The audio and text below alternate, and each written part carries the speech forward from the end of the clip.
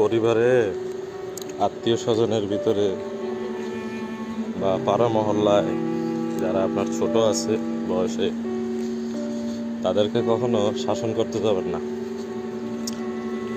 ভালো মন্দ বুঝাইতেও যাবেন না।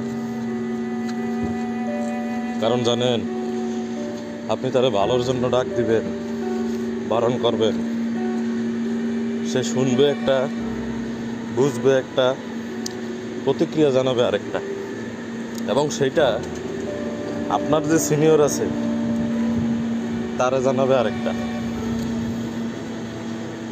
তখন আপনার সেই সিনিয়র আবার আপনারা শাসন করবে।